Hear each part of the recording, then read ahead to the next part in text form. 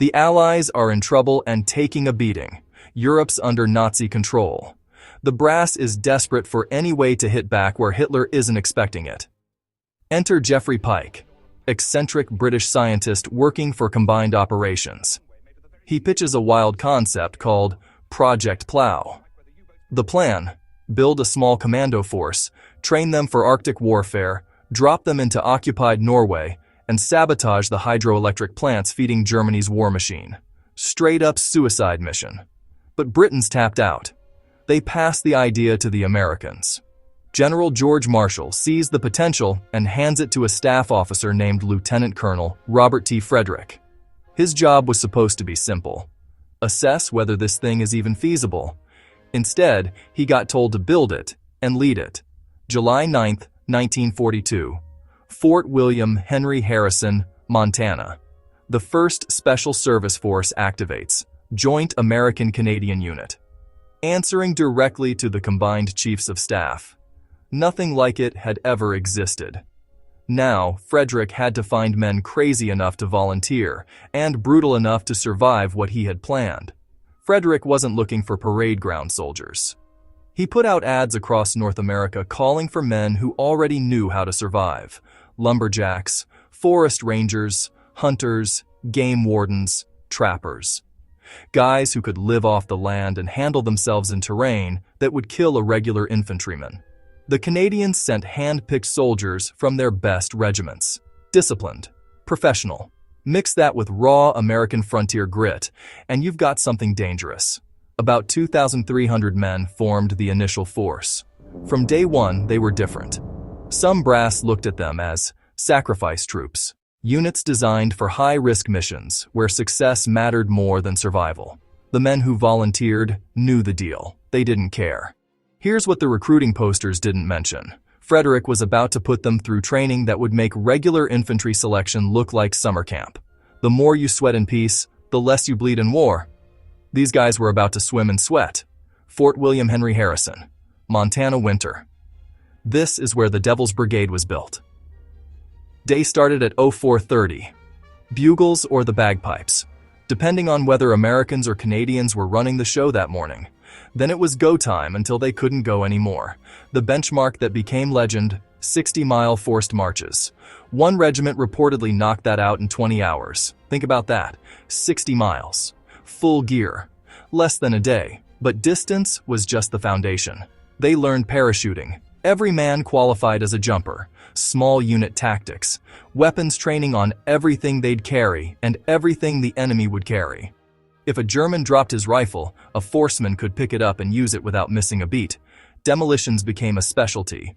They learned to blow bridges, rail lines, power stations, calculated destruction that could cripple an army's logistics. They learned knife fighting, boxing, winter survival, rock climbing, and camouflage techniques. When winter hit hard, Norwegian Army ski troops showed up to teach them combat skiing.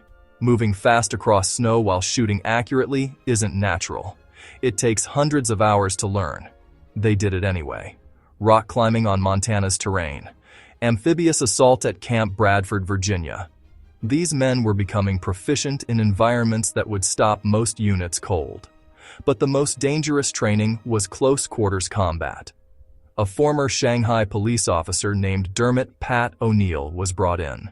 He taught them a brutal, efficient style of hand-to-hand fighting. No rules, no sportsmanship. Target the eyes, throat, groin. Whatever ends the fight fastest, and he taught them well. Their commander, Colonel Frederick, helped design their signature weapon. The V-42 fighting knife. They were all issued one upon completion of the knife fighting training. Stiletto blade. Needle-sharp tip that could punch through winter coats and web gear. Skull-crusher pommel. Thumbprint groove for a solid grip when things got wet. They trained with those knives until using them was instinct. By the time they finished, every single man was a qualified parachutist, mountaineer, skier, demolitions expert, and close quarters killer. Pay attention to that combination. It's why they were unstoppable. All that training, all that suffering. Now they needed a war to prove it worked. Project Plow, the Norway mission they'd trained for, got cancelled. Strategic situation shifted. For a minute, it looked like this incredible unit might get disbanded without ever seeing combat. Frederick fought to keep them together, and he won. August 1943. Their first deployment, the Alaskan Islands, retaking Kiska from the Japanese. They stormed the beaches ready for a bloodbath, found the island empty. The Japanese had evacuated days earlier. Frustrating as hell, but it mattered. The operation solidified their unit cohesion. Americans and Canadians working as one force under pressure, even if the enemy wasn't there. The dress rehearsal was over. Italy was next, and Italy would be anything but empty. Late 1943. The Allied push-up Italy had stalled against the German winter line, a chain of fortified mountains designed to bleed attackers dry. The key anchor, Monte La Difensa, 3,000 feet of rock. Elite German troops dug into machine gun nests. American and British divisions had thrown themselves at it repeatedly, shattered every time. Command looked at the 1st Special Service Force and said, "Your turn." Frederick studied the mountain.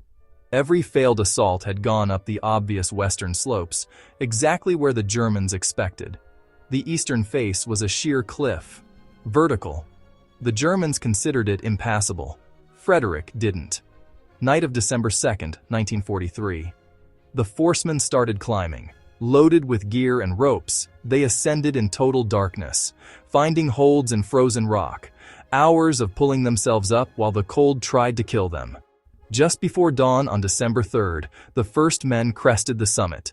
A German sentry spotted them, opened fire, surprise, speed, and violence of action. The Germans scrambled to respond, but their machine guns were positioned for attacks from the west. They couldn't swing them around fast enough. The forcemen, trained for exactly this kind of close-quarters chaos, overwhelmed them. 2 hours of brutal, intimate fighting. The peak fell. The victory broke the winter line stalemate and cleared a path for Fifth Army. But the cost was staggering.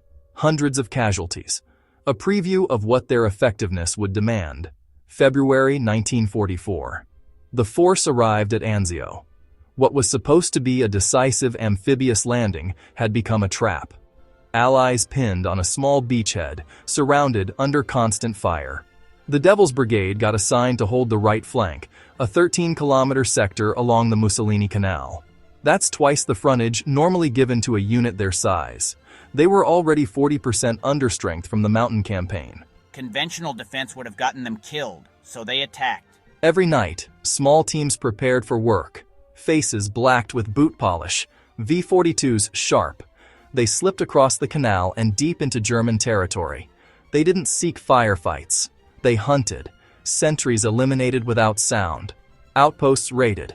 Intel gathered, then gone before the Germans could react.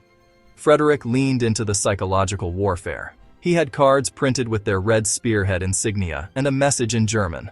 Das dicke Ende kommt noch. The worst is yet to come. They left those cards on bodies, inside bunkers, anywhere Germans would find them. The effect was devastating. German units started refusing to hold forward positions. A captured officer's diary described phantom-like raiders who struck without warning. He called them Die Schwarzen Teufel, the Black Devils. Die Schwarzen Teufel, the dying soldier whispers. For 99 consecutive days, the understrength Devils Brigade held their sector. They tied down German forces many times their size through sheer psychological dominance. When the Anzio breakout finally came, they were at the tip of the spear. June 4, 1944, among the first Allied units into Rome. They'd proven everything they set out to prove. But that kind of tempo burns through men. After Rome, they fought in Operation Dragoon, the invasion of southern France, seized strategic islands, kept performing. But 2 years of continuous brutal combat had gutted them. The irreplaceable core of veterans who'd trained together in Montana was gone, killed, wounded, or worn down to nothing. The unit's attrition rate topped 600%. That means they'd replaced their entire strength 6 times over. With Frederick promoted to division command and the war shifting toward conventional operations, the decision came down. December 5, 1944. A field near Villeneuve-Loubet, France. The 1st Special Service Force held its final formation. Americans gave their Canadian brothers a pass in review, a final salute to the men they'd bled with. Then they scattered. Canadians back to their army. Americans mostly to airborne divisions. The unit was done. The idea wasn't. Here's what they left behind. 1,800 men credited with inflicting an estimated 12,000 German casualties. Around 7,000 prisoners captured. They never failed a mission. Not one. But the real legacy isn't statistics. The 1st Special Service Force pioneered Joint National Special Operations. The concept that Americans and Canadians, or any allied nations, could integrate completely and fight as one unit. That idea lives on in every coalition SOF operation today.